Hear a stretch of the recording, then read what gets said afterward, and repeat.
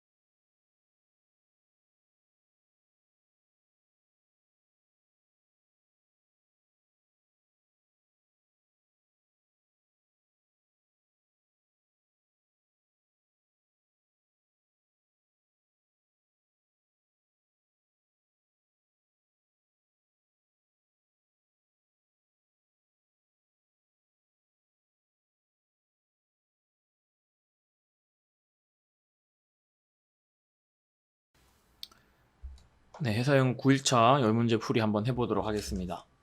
자, 1번 문제부터 보도록 할게요. 자, 이 문제 같은 경우에는 미리 설명을 하면은 풍우밀이라고 하는 어떤 선박의 상태, 그리고 수밀이라고 하는 선박의 상태를 구분할 수 있냐, 이거를 알기 위해서 낸 문제고요. 솔라스에서 나오는 부분입니다. 자, 이게 뭐가 좀 문제가 되냐면 시험에 전에 이 관련 문제가 나온 적이 있어요. 시험에는 풍우밀에 대한 설명이 나왔거든요. A번이 풍우밀에 대한 설명인데 정답을 오답인지 모르겠지만 정답에 보기에 풍우밀은 없고 수밀이 있었습니다. 워터타이트가 있었는데 요게 정답으로 나온 적이 있어요. 하지만 솔라스에서는 명확하게 풍우밀, 웨더타이트하고 수밀, 워터타이트를 구분을 해놨습니다. 먼저 웨더타이트는 뭐냐면 흔히 우리 자동차 타고 운전을 하다가 비가 와요. 근데 비가 새지 않죠.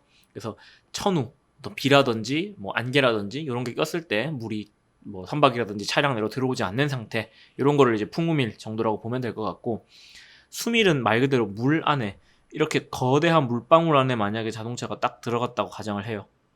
그래도 안으로 물이 들어오지 않는 완전한 방수 얘기하는 겁니다. 그래서 요거를 어떻게 구분하는지 영어 읽으면서 한번 보겠습니다.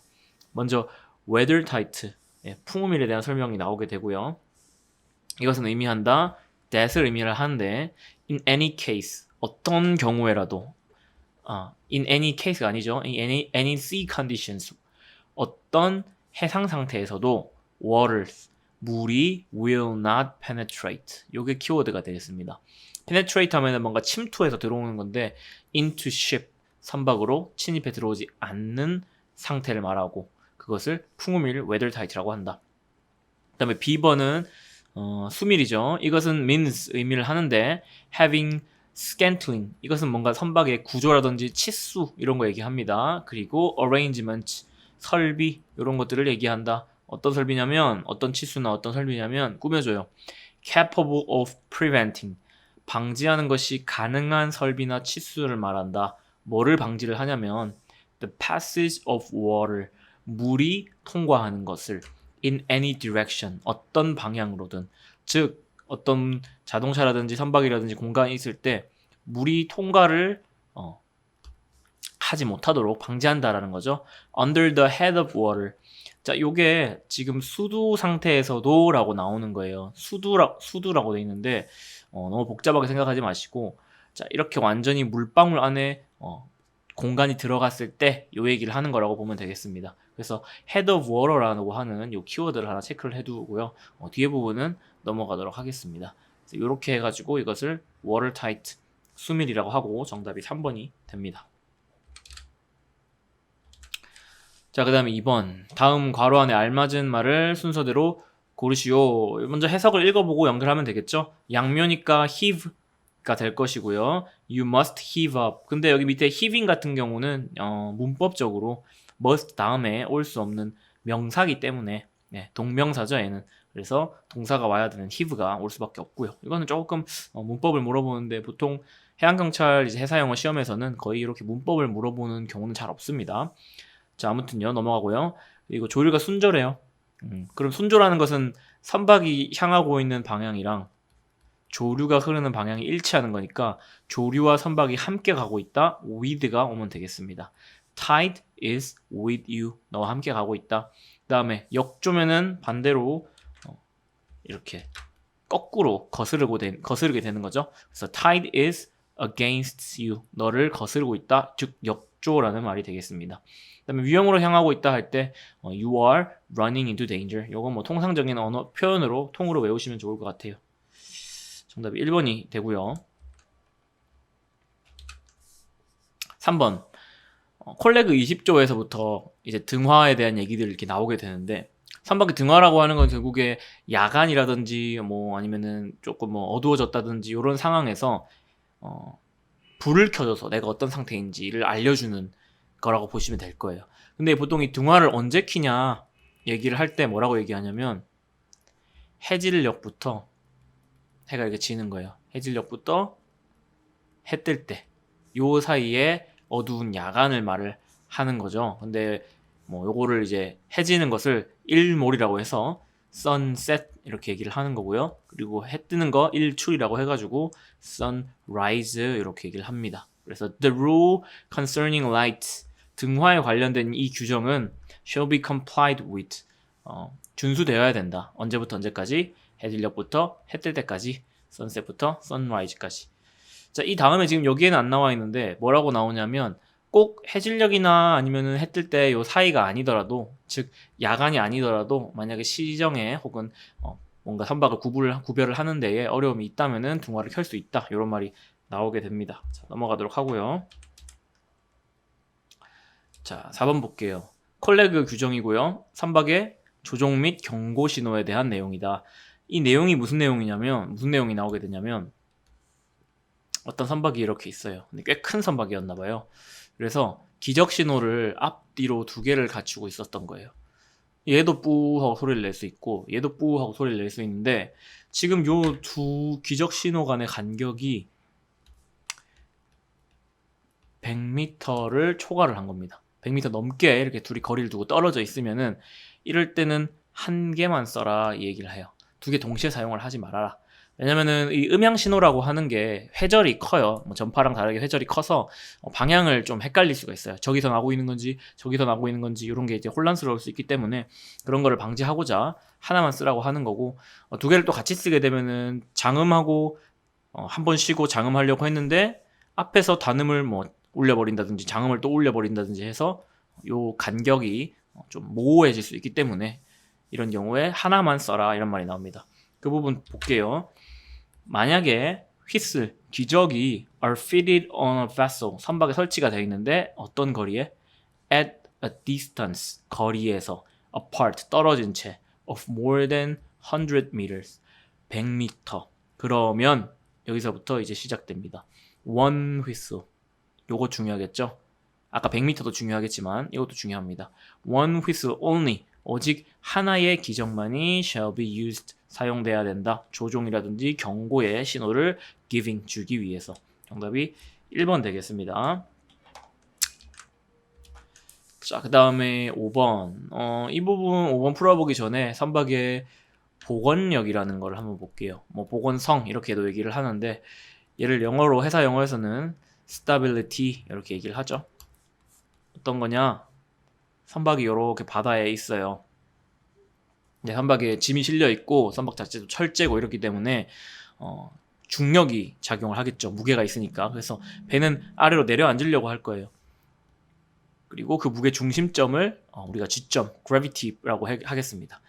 자, 근데 배가 계속 가라앉지 않죠? 배는 떠 있어요. 바다에 떠 있는데 중력에 또 거슬러 가지고 부력이 또 작용을 해요. 물 안에 잠겨있는 이 부분에 부력이 작용을 하고 그거를 우리가 buoyancy라고 합니다. 그래서 얘가 완전히 물 위로 이렇게 펑 떠오르는 것도 아니고 완전히 침수되는 것도 아니고 이렇게 어느 정도의 이제 밸런스를 유지하면서 물 위에 떠 있게 되는데 이 중력과 이 부력이 균형을 이루기 때문에 그런 거죠. 근데 배가 어떨 때 침몰하거나 전복하거나 하느냐, 이 2개의 밸런스가 깨지는 거예요. 둘 중에 하나가. 깨지게 되면은 선박이 이제 뒤집히거나 깔아앉게 되는 거죠. 그거를 우리가 뭐라 한다? 복원력이라고 한다. 그래서 한번 읽어볼게요. When ship's balance, 선박의 균형, 어디서부터 어디 사이의 균형? Between gravity, 중력과 이것의 균형이 깨지면은, 이 밸런스가 깨지면은 어떻게 된다? Ship will lose her 땡땡땡. 선박은 이것을 잃게 될 것이다. 그리고 capsized, 전복될 것이다. 자, 그래서 요게 선박이 전복되지 않게 해주는 거 stability였고, stability는 뭐와 뭐의 균형이라고요? 중력과 gravity와 부력, buoyancy 되겠습니다. 그래서 여기에 buoyancy가 와야겠네요. 정답이 3번이 됩니다. 자, 6번. 내용 먼저 읽어볼게요. 빈칸에 들어갈 가장 적절한 말. When the GMDSS radio operator, 청수 당직자가, 당직 중인 청수 당직자가 얘가 hears, 들었대요. security spoken 3 times. 3번 반복된 security라는 말을. 그러면은 he can expect, 그 사람은 예측을 할 수 있대요. to receive the message, 앞으로 이런 메시지를 수신하겠구나. concerning 뭐에 관련된 the safety of navigation 뭐 안전 정보 혹은 important meteorological warnings 중요한 기상 정보 security이기 때문에 항해 안전 정보를 들을 수 있을 거라고 예상을 할 수가 있을 겁니다. 정답이 3번이 되고요. 자, 7번 뭐 또 콜레그 내용이 나왔어요. 콜레그 룰 2에 보면은 responsibility라고 해서 선박의 어떤 책임에 대한 내용이 나와요. 사고가 났을 때 그리고 그 사고의 이 원인이 어떤 근무 태만이라든지 규정 미준수라든지 이런 것 때문에 발생을 했다. 그러면 누가 책임을 지냐라는 부분을 명시를 해놨는데 세 가지 기억을 합니다. 선원 일단은 책임이 있죠. 배를 운항을 했을 수도 있고 그 다음에 뭐 사관들 오피서라고 할 것이고요. 그리고 선장님 여기서 끝나면 안 되고 누가 또 책임을 지냐면 선주 책임집니다. owner. 선장님이 배의 주인이 아니고요. 보통 이제 선주가 따로 있죠. 선장님은 위임을 받아서 그 배를 이제 담당을 해서 맡아서 운항을 하는 거고요. 요 네 가지 정도 기억을 해야 될 것 같습니다. 그래서 보니까 뭐 사과는 선언 안에 이제 포함이 되겠죠. Nothing in this rule. 이 규정의 어떤 부분도 shall not exonerate. 면제시켜주지 않는다. 책임을 면책시켜주지 않는다. 누구의 면책? 누구를? 세 가지 나와야겠죠. 선원이나 사관, crew, 그리고 선장님, the master, 그리고 선주, the owner of the ship, 선방의 선주. 뭐로부터? From the consequence, 어떤 결과로부터. 어떤 결과? Any neglect, 태만입니다. neglect가 태만에 대한 결과. 뭐를 태만했을까요? Comply with these rules, 이 규정을 미준수했고 그리고 또 태만 of the neglect, 또 어떤 태만이냐면 두 번째 태만이네요. Any precaution, 주의를 하는 거를 태만을 했대요. 규정도 안 지키고 주의 태만했다. 어떤 주의냐면 required by the ordinary practice, 요구가 되는 건데 일반적인 어떤 운용술 of seamen, 항해사의 항해사로서 가져야 될 기본 소양, 실력, 능력 이런 거 얘기하겠네요. 그리고 by the special circumstances of the case, 그 상황의 어떤 특수성에 대해서 거기에 대해서 어쨌든 주의를 잘 기울이지 않은 거죠. 그러면은 그 책임에 대해서는 면제를 얘들은 받지 못하고 3번에 있는 이 포트 컨트롤 오피서는 항만 관리인, 항만 통제관 이런 의미를 갖기 때문에 선박하고는 좀 관련이 없습니다. 그래서 선박의 사고에 책임을 질 필요는 없죠. 자, 그 다음에 8번 뭐 또 콜레그가 나오는데 아무래도 실제로 해사영어 시험에서는 콜레그 부분이 많이 나와요. 그래서 보니까 콜레그에서 규정하는 정의들이 쭉 적혀있고 이름 연결해라 뭐 이런 패턴은 잘 아시죠. 먼저 not under command 하면은 NUC라고 해서 기관이나 어떤 타나 선박 중요한 파트가 고장난 이런 선박들을 말을 하는 거죠. 잘 적혀있고요. 그리고 콜레그에서 뭐 선박의 길이라든지 폭에 대한 언급들이 나오는데 그렇게 됐을 때 이 길이라고 하는 것은 length overall이라고 해서 전장을 얘기를 하는 거고요. 그리고 폭은 greatest breadth에서 전폭 얘기를 합니다. 이거 당연히 암기를 하셔야 되는 게 우리가 뭐 몇 미터 이상 선박은 어디 가지 마라, 몇 미터 이상 선박은 뭐 어디에 들어갈 수 있다 이런 얘기를 할 때 이 몇 미터라는 게 충돌에 관련된 거겠죠. 뭐 여러 가지 선박 치수 중에서 전폭, 뭐 전장 말고 형폭, 수선간장, 수선장 이런 애들이 있는데 걔들은 대체적으로 선박 안에 있는 어떤 뼈대에 대한 길이를 얘기를 하기 때문에 배가 진짜 다른 선박이랑 끌고 지나가냐, 스치냐, 아슬아슬하게 충돌을 안 하냐 이런 걸 얘기를 할 때는 부적합하다는 거죠. 그래서 콜레그에서는 길이라고 하면 그냥 length overall 이라든지 저 폭이라고 하면 greatest breadth를 얘기를 하는 겁니다. 그 다음에 홀수 제약선 뭐 잘 적혀 있으니까 한번 확인해 보시고 그 다음에 4번이 왜 틀렸냐, 원래는 콜레그에서 뭐라고 얘기를 하냐면요, 어로 종사선이라고 하면 어로에 종사하고 있는 선박을 말한다. 그리고 그 어로에 종사하는 장비라는 게 뭐 여러 가지가 있다. 뭐 그물, 낚싯줄, 트롤 뭐 이런 것들이 있는 여러 가지 낚시 장비가 있는데 조건, 얘들이 이 낚시 장비들이 조종을 제한한다면 그거는 어로 종사선이다 이렇게 얘기를 해요. 예를 들어서 내가 낚싯줄을 이렇게 들이우고 낚시도 하면서 동시에 항해도 하고 있어요. 근데 그 낚시줄 하나 들이워 놓은 게 아무 항해에 지장이 없어요. 그럼 그거는 그 낚시 장비가 선박의 운항에 제한을 하고 있지 않죠? 얘는 어로 종사 중인 선박이 아닙니다. 그래서 이 부분을 꼭 확인을 해주세요. 읽어보니까 vessel engaged in fishing. 어로 종사 중인 선박은 모든 선박을 말하는데 fishing, 낚시하고 있는 선박이다. net, line, troughs 이런 다른 장비들을 가지고서 자 여기까지 문제 없어요. 오케이 낚시 장비하고 있는 애가 뭐 어로 종사 중이구나. 근데 그 장비를 꾸며줘요. 그런데 그 장비가 그 apparatus가 do not restrict maneuverability 조종 제한하지 않고 있다. 그럼 아까 말했죠. 이거는 어로 종사선이 아닙니다. 그래서 원래는 여기에 not이 빠져줘야 돼요.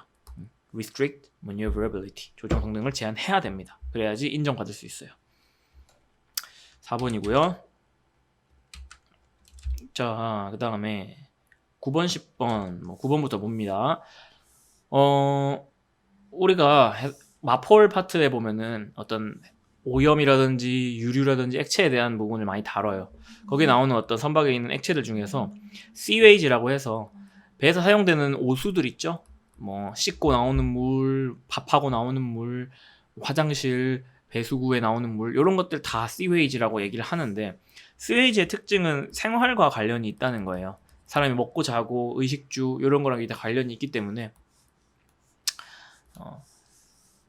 이 사람 수에 맞는 사이즈의 오수를 받아놓는 탱크를 가지고 있어야 돼요. 이 탱크라고 하는 거를 이 탱크를 뭐라고 하냐면 홀딩 탱크라고 얘기를 하는 겁니다. 이 홀딩 탱크의 크기는 보통 이제 선박에 타는 사람의 인원수로 정해주고요. 그리고 홀딩 탱크 같은 경우는 안에 내용물이 뭐 가득 차진 않았는지 이렇게 볼 수 있는 게이지 같은 거를 볼 수 있게끔 표시를 해놔야 됩니다. 뭐 아날로그식으로 유리로 해놓든지 아니면 뭐 디지털로 해놓든지 간에 알 수 있게끔 유압으로 해놓든지 해놔야 돼요. 어쨌든 뭐 간단한 문제죠. 탱크인데 used for 사용되는 탱크다. collection and storage 모으고 보관하는 용도다. 무엇을? 요거 보면 알 수 있어요. sewage를. sewage 보관하는 탱크는 홀딩 탱크구나. 이렇게 연결하시면 쉬울 것 같습니다. 자, 그 다음에 10번 봅니다. 이렇게 돼 있네요. 빈칸에 들어갈 수 없는 말. 빈칸이 여기 있고요. 해석을 해놨네요, 밑에. 내일 아침으로 출항이 연기됐다. 뭐 예를 들어서 원래 13시에 출항하기로 했는데 다음날 아침에 08시로 연기가 된 거예요. 그랬을 때 이 연기되다라는 말 들어갈 수 있는 거 쭉 찾아보고 없는 거를 구분해내면 되겠습니다. 여기 보니까 put off라든지 postpone, delayed 전부 다 연기되다, 미루어지다 이런 의미를 갖게 되는데 put on은 뭐 자켓이라든지 shoot라든지 이런 것들 입다 혹은 뭐 걸치다 이런 의미를 가져요. 그래서 그 어벤져스 같은 영화 보면 거기 나오는 히어로들이 슈트를 다 입잖아요. 그래서 put on the shoot라는 말이 굉장히 많이 나옵니다. 슈트 입어라. 막 적이 나타났으니까 슈트를 입어라.